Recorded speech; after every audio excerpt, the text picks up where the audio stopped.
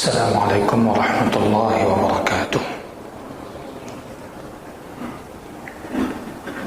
إن الحمد لله نحمده ونستعينه ونستغفره ونعوذ بالله من شرور أنفسنا وسيئات أعمالنا. من يهده الله فلا مضل له ومن يضلل فلا هادي له. وأشهد أن لا إله إلا الله وحده لا شريك له، وأشهد أن محمدا عبده ورسوله. اللهم صل وسلم وبارك على نبينا محمد وعلى آله وصحبه ومن تبعهم بإحسان إلى يوم الدين. أما بعد،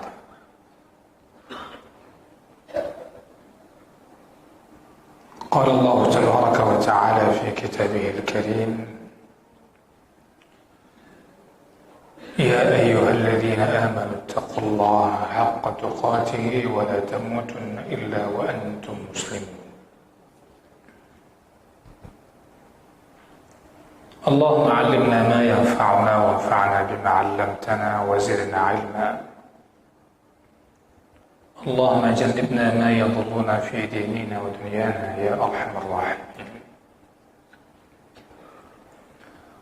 Hadirin jamaah Masjid Baitur Rahman yang saya muliakan, syukur kepada Allah Subhanahu wa taala, Allah masih memberikan kita kembali kesempatan untuk berjumpa di rumah yang mulia ini, untuk sama-sama kita membaca dan mudzakarah, mengambil faedah dan pelajaran dari pesan-pesan Nabi Sallallahu Alaihi Wasallam yang telah disusunkan dalam kitab Riyadhus Shalihin oleh Imam An-Nawawi rahimahullah ta'ala, wa nafa'ana Allah bi'ulumihi fil darain. Amin ya Allah. Pertemuan yang lalu kita sedang membahas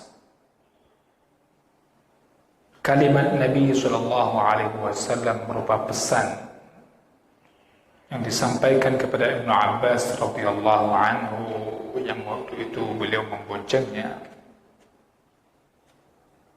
Kalimat yang pertama Rasul sampaikan adalah ihfazillah. Ini pesan yang sangat bermanfaat. Maka perintah yang pertama yang Nabi lakukan adalah perintah untuk menjaga batasan-batasan agama Allah Subhanahu wa ta'ala. Menjaga hak-haknya, perintah dan larangan-larangannya, dengan melaksanakan apa yang diwajibkan sebagaimana diperintahkan. Dan kewajiban yang paling besar adalah menjaga salat. Maka barang siapa yang menjaganya, artinya menjaga salat, hafizah Allah Subhanahu wa ta'ala, Allah pun akan menjaganya. Hal ini termasuk juga jagaan Allah Subhanahu wa ta'ala dalam makna menjaga segala perintah, baik itu wajib maupun mustahabbah, sunat. Dan perlu kita pahami, dasar dalam syariat ini adalah diawali oleh perintah, yang mana dengan itu hamba diberikan beban oleh Allah Subhanahu wa ta'ala untuk menghambakan diri kepadanya.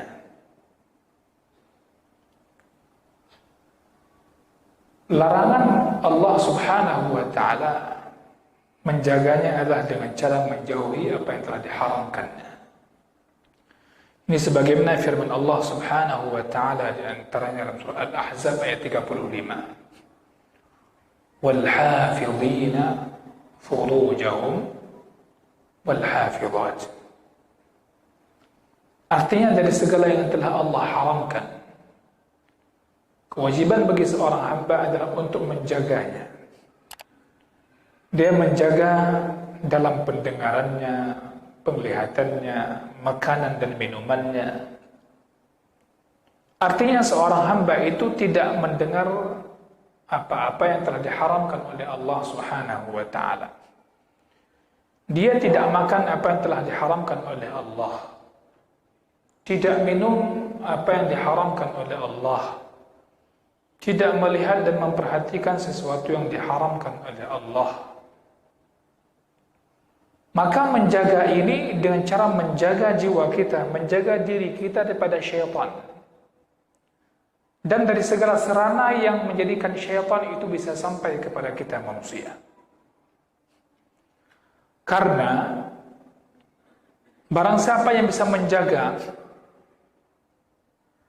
jendela-jendela, pintu-pintu tadi, lubang-lubang tadi yang ada pada badan manusia, berupa mulut, berupa pendengaran telinga, berupa penglihatan, 3 hal ini. Barang siapa bisa menjaga 3 hal ini, maka dia sungguh telah beruntung dan berjaya. Ini kalau kita renungkan, inilah yang paling berat. Tapi barang siapa yang dia selalu meminta penjagaannya kepada Allah Subhanahu wa taala, Allah akan membantu dia untuk menjaga 3 hal tadi. Karena dari pintu ini masuk syaitan, penglihatan kita, pendengaran kita, kemudian mulut kita. Mulut masuk di sini makanan dan minuman yang haram. Telinga mendengar perkara-perkara yang haram. Mata memandang sesuatu yang haram. Ini 3 pintu yang masuk syaitan merusak kita, merusak manusia. Maka ini hal yang menjadi perhatian setiap muslim, dia untuk menjaganya. Karena barang siapa menjaga Allah dengan menjaga perintah, melaksanakannya, dan menjauhi larangan, maka inilah agama yang seluruhnya. Keseluruhan agama ada pada menjalankan perintah dan menjauhi larangan. Yang kenyang agama. Dan di situ terlihat seseorang taat tidaknya. Dia jalankan perintah dan menjauhi larangan. Bahasa singkatnya, agama itu perintah dan larangan Allah. Itulah agama. Ya. Rasulullah SAW membahasakan itu kepada Ibn Abbas, ihfazillah, jagalah Allah. Hadirin yang saya muliakan, maka di antara perkara yang paling agung dan paling mulia dan paling besar nilainya pada seorang hamba adalah ketika dia menjaga Allah, menjaga agama Allah, menjaga batasan-batasan Allah. Maksudnya adalah dia selalu hadir dalam dirinya muraqabah, pengawasan, hadir, merasa diawasi oleh Allah Subhanahu wa taala, dan dia selalu mengontrol, menjaga perintah-perintah Allah Subhanahu wa taala. Ini yang sebagaimana hadis yang telah sempat kita bahas, an ta'budallaha ka'annaka tarah, fa in lam takun tarahu fa innahu yarak. Engkau beribadah kepada Allah Subhanahu wa taala seolah-olah engkau melihatnya. Kalaupun kamu tidak mampu seperti itu, maka yakinlah Allah Subhanahu wa taala melihat ibadahmu. Apa di antara kelebihan berikutnya? Allah Subhanahu wa taala akan menyegerakan, bahkan lebih cepat kebaikan bagi seseorang itu diberikan oleh Allah ketika si hamba itu menjaga batasan-batasan agama Allah. Allah segerakan. Karena Allah itu syakur. Allah itu selalu memberikan balasan kebaikan bagi hamba yang berbuat kebaikan. Maha berterima kasih. Allah itu maha bijak, maha lembut, Allah Subhanahu wa taala. Maka Allah menjaga si hamba itu dengan menambahnya kebaikan-kebaikan. Maka barang siapa yang bersungguh-sungguh dia menjaga kewajiban-kewajiban, ketaatan dan menjalankan perintah-perintahnya, maka Allah Subhanahu wa taala akan menambah pada hati si hamba itu keimanan. Allah Subhanahu wa taala akan menambahnya ketentraman jiwa. Allah Subhanahu wa taala akan menambahnya keyakinan. Barang siapa yang bersungguh-sungguh untuk menjaga kewajiban yang telah Allah tetapkan, maka Allah akan segera menambah pada hamba itu keyakinannya, ketentraman jiwanya, keyakinannya, dan ketabahan imannya.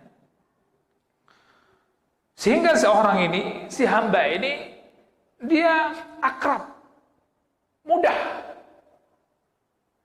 dalam melaksanakan perintah-perintah Allah Subhanahu wa taala. Dia pun melakukannya dengan lapang dada.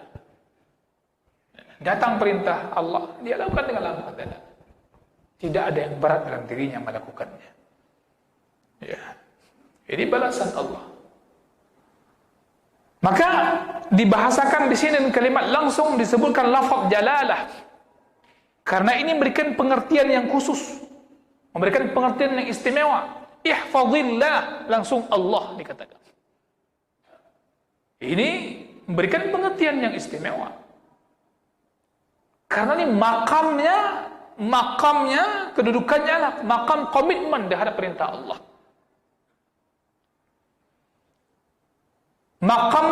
Makam komitmen menjauhkan diri pada larangan Allah Subhanahu wa taala. Dan hal ini tidak akan terjadi, tidak akan berlaku kecuali dengan kita betul-betul mewujudkan, merealisasikan uluhiyah, ya, penghambaan ibadah kita kepada Allah Azza wa Jalla. Dan itu di antara makna yang terkandung dalam lafaz Allah. Allah. Maka sederhananya orang mukmin itu motivasi hidupnya tauhid. Tauhid. Kalau dengan tauhid tidak termotivasi hidupnya, dengan apa dia hidup? Kalau dengan tauhid dia tidak termotivasi hidupnya, ya, enggak semangat hidupnya, dengan apa kira-kira dia akan bisa hidup di dunia ini menjadi mulia? Maka ketika hatinya ditundukkan kepada Allah Subhanahu wa taala, maka akan tumbuh kecintaan, harapan dan takut hanya kepadanya. Ya, kita mohon kepada Allah agar kita diberikan rasa syukur terhadap nikmat dan diberikan sempurna dalam ibadah. Hadirin yang saya muliakan, maka sabda Nabi sallallahu alaihi wasallam, "Yahfazka," Allah pasti menjagamu. Artinya barang siapa yang menjaga Allah pada hak-haknya dan batasan perintah dan larangannya, balasannya setimpal dengan amal. Maka dibahasakan istilah yang sering disebutkan adalah al-jaza'u min jinsil amal. Al-jaza'u min jinsil amal.